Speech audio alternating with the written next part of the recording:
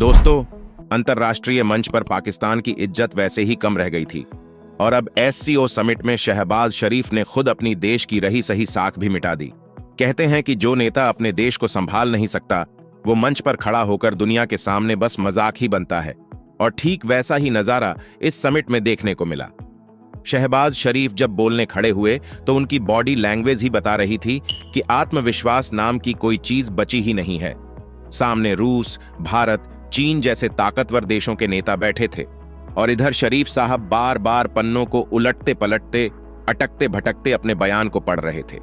सोचिए, ये वही शहबाज शरीफ हैं जिनका देश IMF से कर्ज मांगते मांगते थक चुका है, और अब अंतर्राष्ट्रीय मंच पर भी उनका लहजा भीख मांगने वाले जैसा ही लग रहा था। बात इतनी आगे बढ़ी कि जैसे ही उन्होंने भारत पर अप्रत्यक्ष तंज कसने की कोशिश की, वहां मौजूद नेताओं ने ठंडी निगाहों से बस अनसुना कर दिया। किसी ने तालियां नहीं बजाईं, किसी ने उनकी बात को अहमियत नहीं दी। यानी साफ संदेश, पाकिस्तान की बकवास को अब कोई सुनना भी नहीं चाहता। इस बीच कैमरों में कैद एक और दिलचस्प दृश्य सबका ध्यान खींच गया।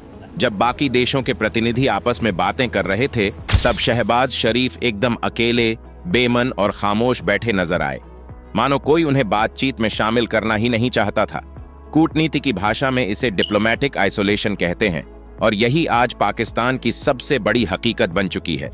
भारत, रूस और चीन जैसे देश बड़े बड़े आर्थिक और रणनीतिक मुद्दों पर चर्चा कर रहे थे, जबकि पाकिस्तान के प्रधानमंत्री अपने देश की नाकामियों की परछाई से ही बाहर नहीं निकल पाए। यानी साफ है, पाकिस्तान अब न तो किसी के एजेंडे में है और न ही किसी की प्राथमिकता में। दोस्तों, अंतर्राष्ट्रीय राजनीति में इज्जत उसी की होती है जिसके पास ताकत हो, आत्मनिर्भरता हो और भविष्य की कोई ठोस योजना हो। लेकिन पाकिस्तान, वहां तो हाल ये है कि हर हफ्ते नया कर्ज, नई मुसीबत और नए झगड़े।